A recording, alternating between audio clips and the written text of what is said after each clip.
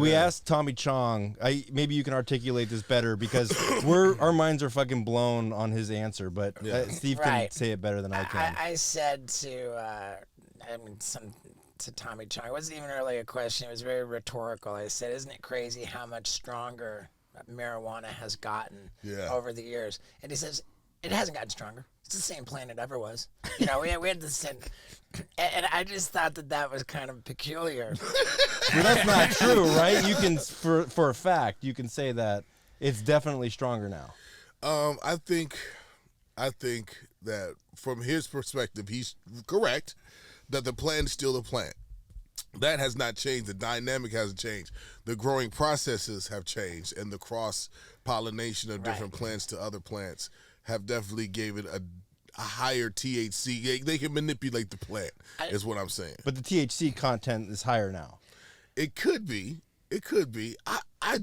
Dude, it's a combination of just THC and like the terpenes and the different things that give the high. The THC is not the only thing that gets the euphoric feeling from cannabis. Okay. Right? So it has to have it has a mixture of things that kind of make it. It's some things that test really low and can give you a really good high, a real stony high. And then there's things that turn off the charts that don't even, move the needle as a sativa. So I don't know. It's different points that people use to sell their cannabis. But it all comes down to marketing. What brands want to, how do you market to the thing? But the weed is still the same.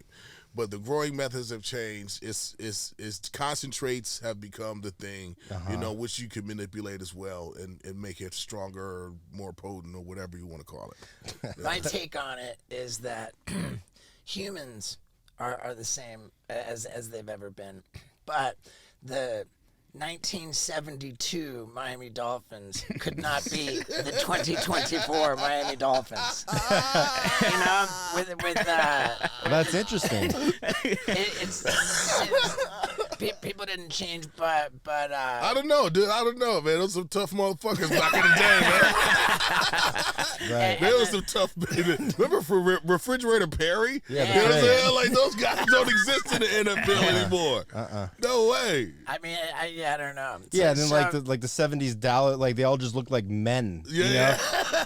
They don't look like men. I mean, obviously they're fucking, but those just look like men. I think that supplements, like training, but I mean, whatever. Like, I just think people are, like techniques improve, and so does the quality. But I like your response to that. It is the same plant. Yeah. I suppose technically, some people probably got a little bit lucky on a few strains. Yeah. Yeah.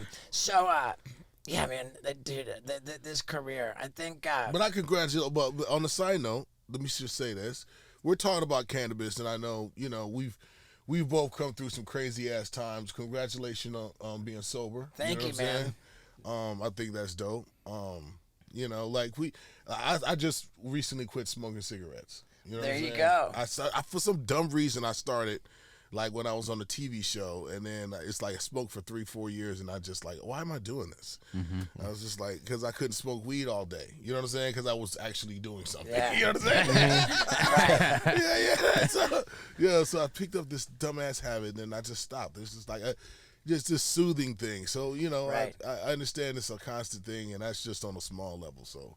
Well, I appreciate it, man, and I'm super grateful for my sobriety. I'm also not California sober, so it's been a long time since I smoked the weed. And if I'm honest, I feel hard done by sometimes. I really do. Like when I don't like to smell weed. Because number one, I love the smell of weed, and when I smell it, I feel like, oh man, I just wish I could smoke it. And also, like when I'm smelling it, I just know that I'm breathing it into my body, and I just can't have it in there. So, I mean, I'm not saying that I'm not glad I'm sober. I'm absolutely glad I'm sober, but if I could smoke weed and get away with it, man, that would be cool. Wow. I just don't believe that I can.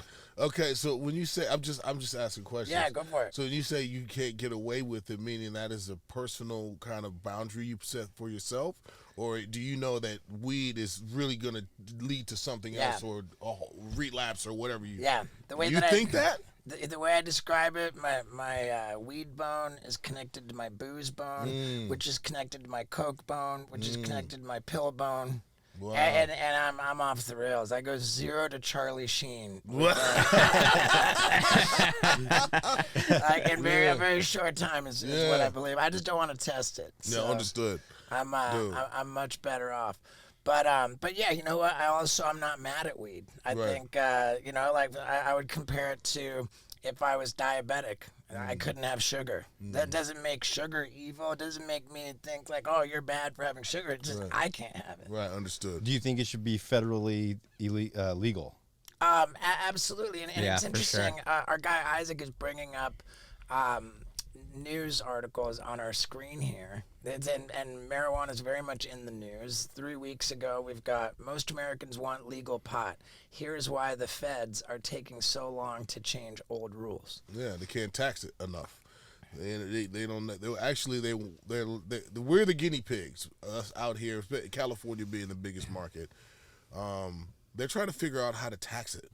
They haven't figured it out. They don't know what's too much. They don't know what's too little. What's the tax on it now? Like 25%? Fuck, I wish. Really? It's at the end of the day, with all the taxes, because every step is taxed. You go from distribution to cultivation to manufacturing to retail. Every step of the way is taxed, which is it's overregulated, overtaxed. We pay more than alcohol and tobacco, you know, which is absolutely crazy. So I would say at the end of the day, you're looking at more like 30-40%. Yeah. For each dollar that goes out, right? And that's before you get to with no write-offs. Wow, that's before you get to your, you know, your state income tax, your federal.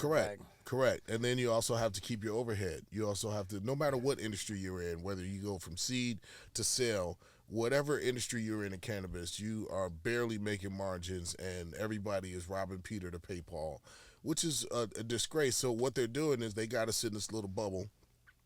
And there's various states that are like going harder than others, but California being the biggest market, like they're doing a lot of things wrong, and so they're really making it hard for the guys that actually are building the industry and building the blueprints, to actually make it, so that when it's all, you know, built and done, then they can come through and just federally legalize it and crush all the little guys and come through with, you know, transforming these different big fields that they grow in corn and soybeans in, and now it's a profitable cannabis facility, you know, just switch over to seeds. Yeah, because it's a better yield than anything we have, like cotton. So because it turns over every 3 months. Correct. But there was a documentary series that I watched on Netflix called Murder Mountain. Yeah. Did you see that? Yeah, it's a family film. It's Christmas movies. Yeah, it was all about the cannabis industry, and specifically in Humboldt County, California, where they describe it as Murder Mountain because it was just like the Wild West. People would go missing, and the whole thing. You know, it felt like they were painting a bad picture of you know, the black market marijuana trade. Yeah. But the way that it played out, they talked about the legalization at the end of it, and the consensus seemed to be that all the growers were way worse off with legalization than they were before, when people were going missing, murdered, like all that, because the government is almost like alcohol, like no little like individual person making small amounts of beer is ever going to be able to compete with Budweiser, right? And that's kind of what they're doing with the marijuana industry, right? Correct. Like, they keep the little guys little so the big guys can come in and just take it over when it's to a good, safe place. Right, and in order to get started in a marijuana business. Just by the time you've registered yourself with a license as a grower, license as a seller, like, I mean, it's such a humongous investment. Absolutely. That you're like years into business before you even break even. Yeah, and I thought entertainment guys were sleazy, man. Yeah, you have no idea. I mean, like, marijuana guys will do stuff to their mom. You know what I'm saying? Yeah. Yeah, when I was consulting for that weed company, they won first place at High Times in 2018. They're getting into market, and they just pulled out. And they're like, dude, we can't compete with all the taxes that goes into it. Correct. I mean, right. Yeah, no, but they have it like that for a reason. But I mean, look, you know, there's a good reason to stay and fight if you've already did the legwork and done enough in here. Like, I built 2 brands. I've been, you know, part of some big groups. I've seen a lot of the bigger transactions happen in cannabis.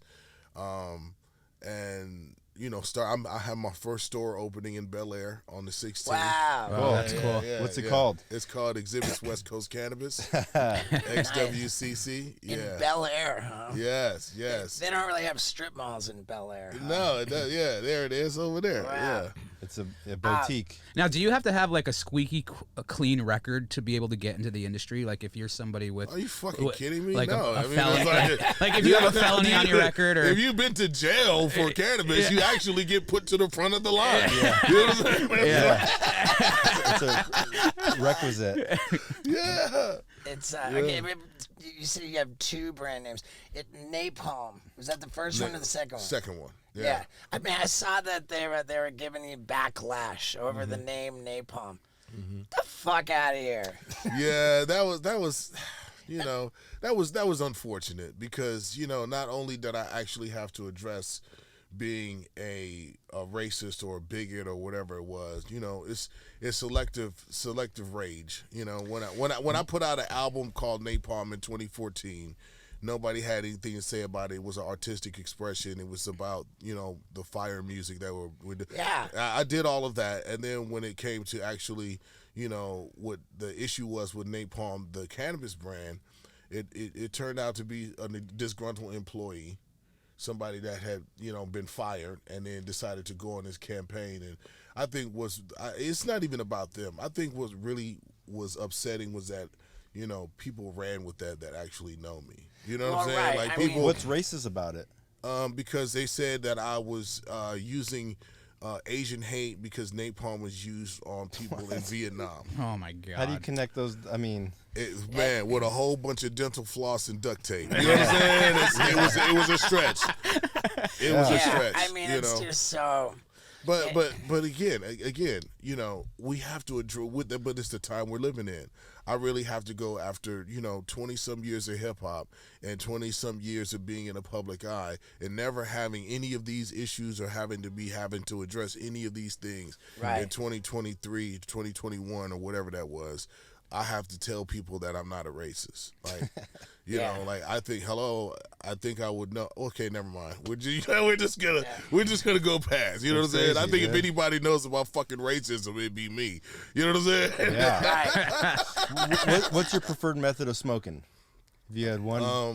I like to roll a joint or a blunt or something like that. But more papers now. You know what I'm saying? Like I'm 49.